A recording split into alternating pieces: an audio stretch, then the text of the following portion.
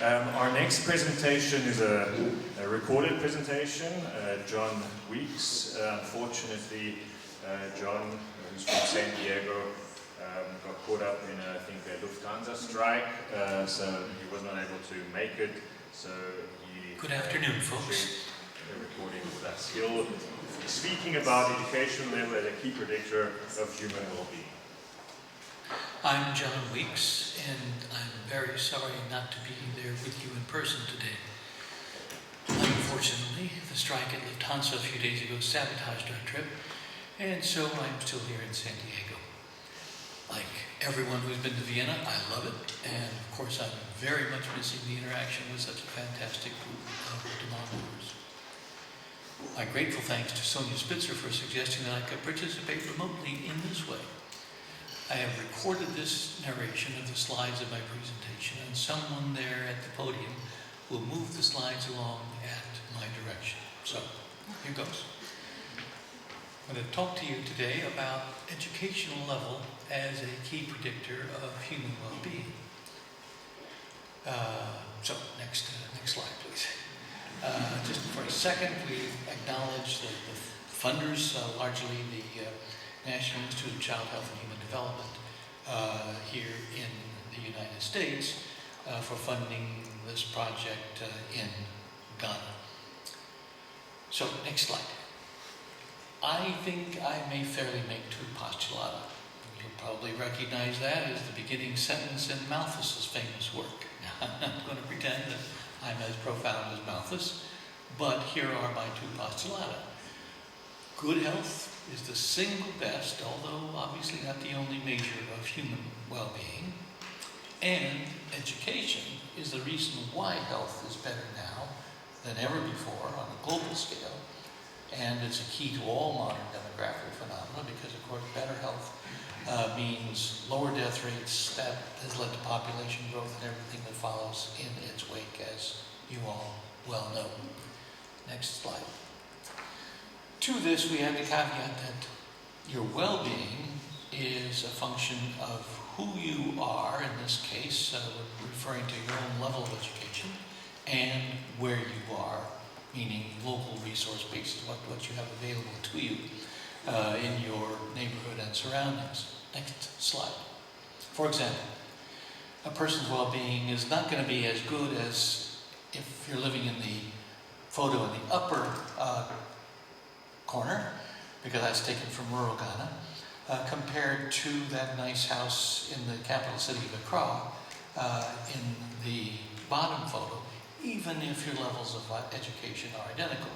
Being in those places may well affect what your health will be, and thus what your well-being will be. Next slide.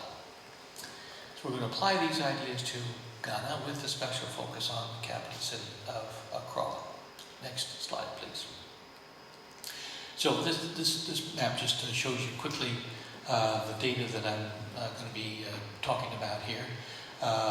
We interviewed 2,800 women in a multi-stage cluster probability sample. We actually interviewed them twice, first in 2003 and then again in 2008 and 2009.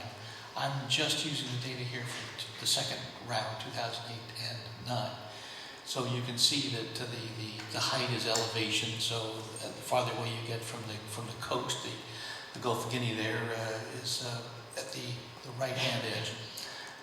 Then the higher up you are, the more vegetation you are. That's a good predictor of socioeconomic status. And the blue points indicate where our respondents were. Okay, next slide. Just to give you a feel for the pattern of education around the city, these are data taken from the census. Percent 25 years of age and older completing high school by neighborhood in Accra in the 2010 census. You can see that there are several neighborhoods that have very low levels of education, particularly along the beach, which are the older neighborhoods of Accra. And then as you head north, you get into areas up toward the richer neighborhoods and the University of Ghana, Legon. Okay, next slide. So if we look at self-reported health, which is one of the many measures of health that we collected in our survey, self-reported health by education level, what you see is that those people with no education were much less likely to report that their health was very good or excellent compared to those with higher education. In fact, there's pretty much a linear relationship, as you can see, between reporting health to be very good or excellent and educational level. Now keep in mind that self-reported health has a high correlation to what, at least in the United States, physicians would report your health to be based on a physical exam. And indeed, we've got our own measures of biometrics. And one of the things that we know, indeed, Sonia Spitzer and Daniela Weber recently published a paper in Public Library of Science talking about data from Europe, in which there were some inconsistencies between self-reported health and the more measurable levels of health. But on the other hand, we might ask ourselves, well, how healthy do you feel? How healthy you feel is really important to your overall sense, at least, of well-being. It's not unlike the old adage, how old would you be if you didn't know how old you were? How healthy are you based on how you feel? Okay, next slide. Here are data on housing quality by neighborhood, again based on the 2010 census data. This is sort of an indication of overall levels of neighborhood wealth. We don't have good levels of neighborhood wealth from the census, but I'm showing you this again because our survey didn't encompass every single neighborhood in the city, but I wanted to get a feel for essentially the same kind of pattern of wealth and education in a neighborhood. All right, so if we look at self-reported health by educational level, one of the things that we see is that at every level of neighborhood wealth, the pattern remains the same, that those people with the highest level of education are most likely to report their health as being very good or excellent. Those at the least level of education are least likely to report their health being that way. But there's not a clear pattern from neighborhood to neighborhood. So neighborhood context from these data don't show that necessarily where you live is so important, and it emphasizes education. Okay, next slide. If we look at a biometric measure, here we have hypertension measured either directly, we put a blood pressure cuff on people, or evidenced by they're taking medication for hypertension. Then again, you can see that this pattern of no education having higher levels of hypertension, whereas higher levels of education are associated with lower levels of hypertension. Although you can see that the top two levels of education, rather than just the top level, is associated with the lowest levels of hypertension. Okay, next slide. Now, once again, if we add in level of neighborhood wealth, again based on data on possessions from the interviewees, we can see the same pattern that we saw with self-reported health, which is that hypertension is lower among the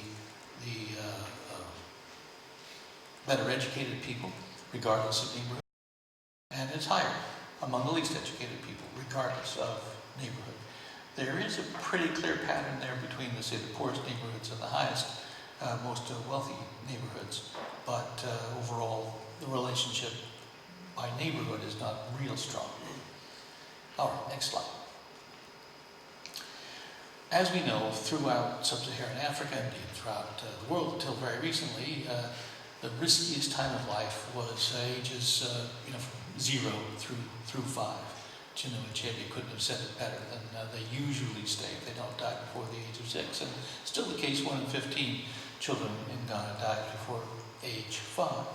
So one of the things that we looked at here was indirect measures of child mortality in terms of asking women about their reproductive history and how many had lost at least one child by educational level. Again, you can see those with no education were much more likely to have lost a child. Of course, this is partly a function of fertility, because those with higher education are having fewer children than those with no education. So the more kids you have, obviously, the greater the likelihood that you might lose one. Again, though, if we look at pattern by neighborhood wealth, we still see the same image here that neighborhoods themselves don't make that much difference, but the pattern is consistent that those with no education are more likely to have lost a child than those with higher levels of education. Okay, next slide. We can look at this for the whole country by using data from at the regional level, the state level, from the demographic and health surveys. Turns out that there's a very close correlation between the under 5 mortality and the proportion of women who have lost a child in the demographic and health surveys. You can see the R-squared there is 0.91. So it's a curvilinear relationship, but we get a very high correlation. So if we apply that equation, that regression equation, to districts based on the 2010 census in Ghana, what we see is this incredible north-south split in child mortality throughout Ghana. And it turns out that, of course, at the district level, we have data on the percent of the population 25 and older with no education. That was the single biggest predictor of under 5 mortality by district in Ghana. You see the R there is 0.83. And of course, down in Accra, in the lower part of the country, that's where we're talking about in the city, that's where the levels are the lowest. So overall, what we found is that our results, not surprising, obviously, that the importance of education in the health of women and their children is very real. Having no schooling is especially detrimental. And living in an area such as the north of Ghana, where education is less available than the south, is, in general, not good for your health. On the other hand, what we saw from the data was that location within Accra was not necessarily very important. And our data showed that this is partly because in Accra, lower income neighborhoods have high percentages of young migrants to the city, and both health and education are related to age. So if you're a young migrant coming to the city, then you probably can't afford the best neighborhoods. But on the other hand, your health and even levels of education may be better than would otherwise be the case. So more information about that in a book that we published on our data through Springer.